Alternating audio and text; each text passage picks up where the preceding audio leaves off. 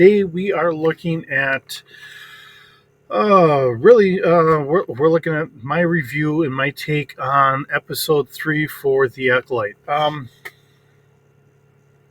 Kind of a I know I've been listening to everybody kind of talk about it. I'm prepared for the worst and just kind of seeing how it works out in my view and my take on it and everything else. Um, Originally when I see the mother of this and the mother of that and all that, I'm just thinking it's a backwoods kind of discount witches of Dathmere, and taking it from there. Um, and a more kind of primitive kind of society or whatever else, and they're doing things in their own way, taking it in that regard. And yeah, okay, so we do find out that we had the one mother that had kind of created the twins, and then the other one actually carried the twins. So, however you want to take that, I know I'm still kind of going through because I kind of stopped listening to it and then I'm picking it up here and there. Um, Darth Plagueis the Wise, okay, um, and to me, it's very fitting that I'm listening to Darth Plagueis and I'm watching this because it really kind of comes into they talk about George had wanted Darth Sidious to actually come out and come forward and say, "I created you." Now, it wasn't an intentional thing that they created Anakin. It was the Force fighting back against them doing their thing that they were doing. Um, and the Force always tries to correct things in any meddling. Okay.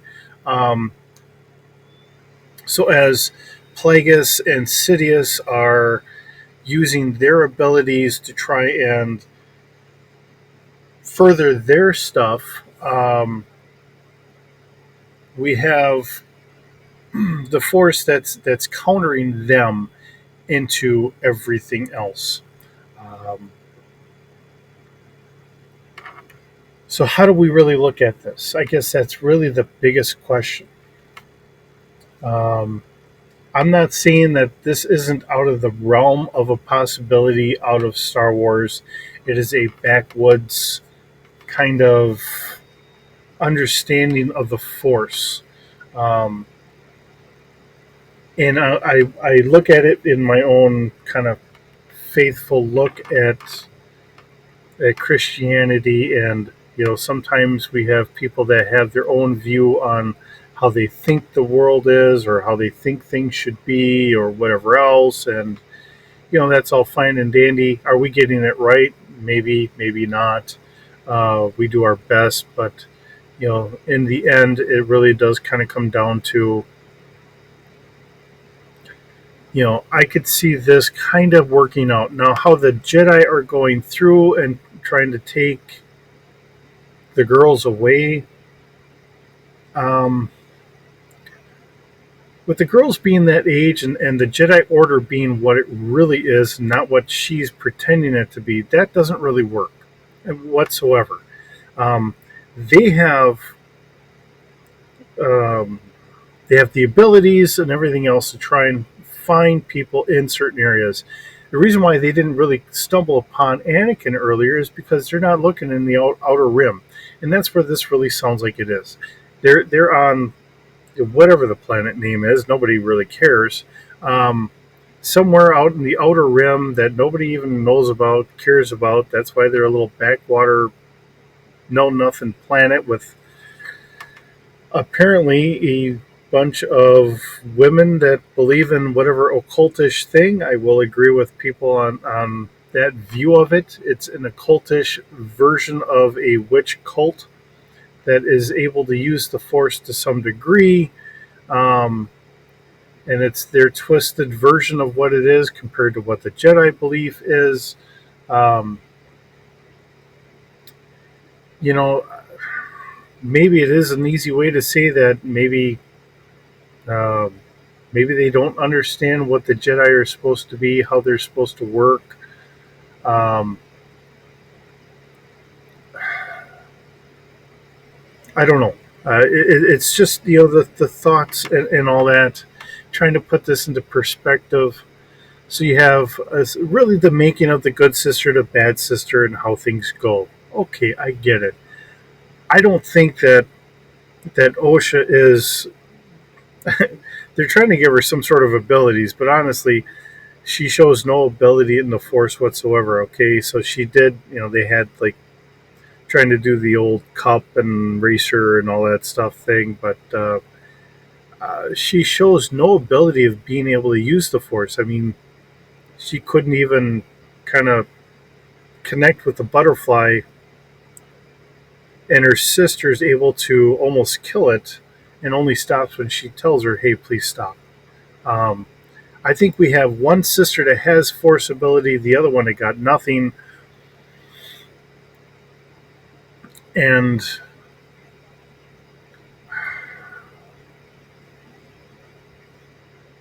the timeline here fits for Disney Wars, but it's not a Star Wars show.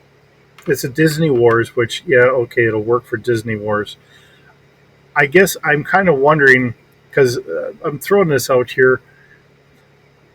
Why do we have the Wookiee wearing clothes? I know it's a Jedi Order thing, but the Wookiee women don't have the things that we need to clothe Wookiees for. So, and that's been shown time and again under George Lucas. Why do we have Wookiees wearing clothes? That doesn't make sense. I guess I'm just wondering that. But, um, you know, the show doesn't make a lot of sense in putting it into Star Wars. It works for the Disney Wars. It doesn't work for Star Wars. So everyone talking about it in a Star Wars frame, it's not quite Star Wars. I can kind of muddle through this and say, yeah, they're getting this wrong, but okay, well, we can kind of watch this or whatever. Is this going to be part of my Star Wars lore? Probably not. Am I going to forget about it after this season is done? Probably. We don't have anything memorable out of this. If I hear it correctly, we have 8 episodes. We're 3 episodes in. There's no real story outside of, hey, well, we have two sisters. One's light side, one's dark side, and there's no story. Um, there's no tempo to it. There's no nothing. I'm not going to say it's as bad as some of the other people, because I'm looking at it as not a Star Wars, but as a Disney Wars kind of thing. Um, the things that they're doing or whatever,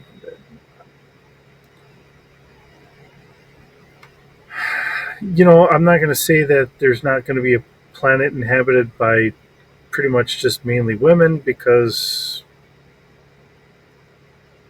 I know we've kind of gone into having societies driven by women before. We've done it in Star Trek even back in the day, where the men were the smaller uh, part of the species, and um, the women were the dominant. So we've run into that before. In doing this in other Star Wars genres, we've done this before. This is just an old trope. Just their new, not knowing what the Force is, the wills of the Force, which is what George really wanted. The wills of the Force. This is some other perversion of the Force, and I can look at it in that regard to say this is somebody else's perversion of what they think the Force is and their understanding of the Force. I'm not saying it's a right way, but it's their perverted look at the Force and how they think it works in relation to what they once were taught, and then in doing the telephone game as it's been passed down and it's been twisted into what it is on their little society, and kind of going from there. So, in that regard, yeah, I can see this. But like I said, this is from them going through maybe what they were originally told, and then it was never written down, and it's just by verbal. whatever, and then now they are here. So um,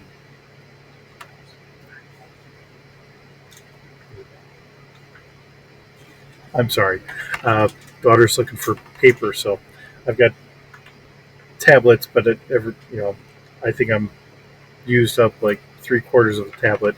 She's looking for a fresh piece of paper.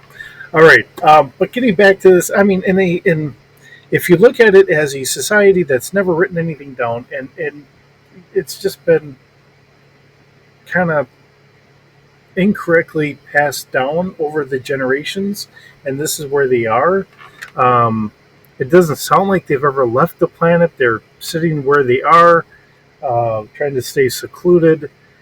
You know, it's not to say that maybe at one time it wasn't part or from someone that was a Jedi or maybe even a Sith or a something, and then they cling on to how they think it's supposed to be, but here they've got it kind of wrong.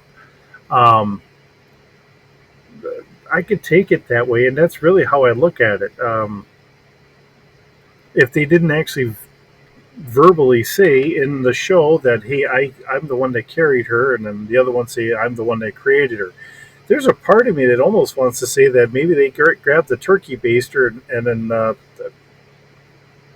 got it going that way from some poor soul that was a donor. Maybe in a very unfriendly way. I don't know. Um, but I probably look at it different from other people. So take it for what it is. Listen to what it is. Whether you watch it, don't watch it, that's all up to you. Whether you believe in it or not is all up to you. I'm not here to tell you one way or the other. I can kind of see this working. To put it into actual Star Wars, it doesn't make sense because we're missing Yaddle, we're missing Yoda. Um, there's other aliens in there that I don't know. I remember in episode one, there was another being in there that we never saw again, and he had more of a snake form, and I believe he had a very long beard. So it's very possible he would have been there as well. Who knows? Maybe he would have been for some reason or whatever, the Grand Master for the Jedi Order, and then he was on his way out, and Yoda took over because Yoda didn't want it or something until he left. I don't know. Um, Although, in my own way of thinking about it, I think Yoda's been in charge of. I want to say that Yoda's been in charge of the Jedi Order for probably 500 years, or at least a member of the council to help guide it in ways for at least 500 years. To say that someone that's that long living, Dave Filoni kind of said how his species ages. You know, I want to say that by the time that he made 100 years old, he is a fully grown and fledged out being and is probably running around and doing his adventures and thinking of it in that way. Um, Taking it from the old, say, view of how the elves would have been, you know. By the time that they turn 100, now they're actually getting to be an adult. Um, so it's hard to say. I mean, because George Lucas never gave us how that species actually aged and grew up or whatever. I know that there is a backstory where he said that Yoda is the illegitimate child of Kermit the Frog and Miss Piggy, and he said it kind of offhandedly, and we can all laugh at it and have some fun. Uh, that's really the best way to look at it. Let's have fun with this. But here we are. Um, and in some regards, here we are as adults trying to understand what someone that's never watched Star Wars or listened to a book or picked up a comic or I think has only heard the name and probably passing or whatever and says, "Hey, I've got an idea," and then they give the person free reign to come up with a story and knowing almost nothing about it and is trying to do a whether you want to see Japanese or Chinese or just flat out Asian kind of kung fu-ish movie with an investigation on a murder. Um, and the way that we are portraying the Jedi is done completely wrong. Um, that's my viewpoint of it all. I don't know. That's really the best I can say out of it. It's my take. I think it wasn't Kathy Headland, whatever. I mean, whatever her first name, but Headland, her she didn't direct this one. It was somebody else, and actually, to me, it felt a little like the acting was better. The director that actually directed this, to me, it seemed like the acting was a lot better in this one than it was in the first two. But Headland was directing the first two, so we actually have someone that actually understands how to get people to look like they're naturally in a situation. The acting came off pretty good. Um, the Jedi were done wrong, but that's Headland's story, and like I said, I don't think she's ever really watched Star Wars or knows anything about it outside of just saying, "Hey, we can throw it in a kind of an Asian perspective of a martial arts kind of movie." So um, I guess that's about the best I can come up with for a review. Um, it's not like I have someone else I'm talking to that kind of bounce back and forth. So on saying for this or saying for that, but really that's about it. The ship looked interesting. It was kind of nice to see someone was actually working on something. Um, I don't know who the Wookiee was, but the the Wookiee was working on a speeder bike of some sort, and the ship looked kind of interesting. So as far as that goes, which I guess in a lot of regards, I'm usually more interested in the ships, the droids, and all the other interesting locations. Um, honestly, I don't remember the name of the world they're supposed to be on, and um, I just kind of went with the story and just trying to listen to how the story is. So, and that's about it. So, with that being what it is, hope you're having a wonderful day. Whether you like the review or not, give me a comment. I'm happy to listen to it. I'm happy to hear what your take is on it. If you think I'm right or wrong or somewhere in the middle, somewhere in there, who knows? I'd be happy to listen to you. Uh, I mean, because it's all in how we take it. Um, like I said, I think I'll just probably because of time wise it doesn't fit in. I'll leave this in the Disney Wars. If there's a good ship out of there or something, I'll take the ship and I'll just throw it into Star Wars somewhere, like I do with a lot of the other ships. So, and we'll just run with that. With that being said, have a wonderful day. We'll see you in the next video.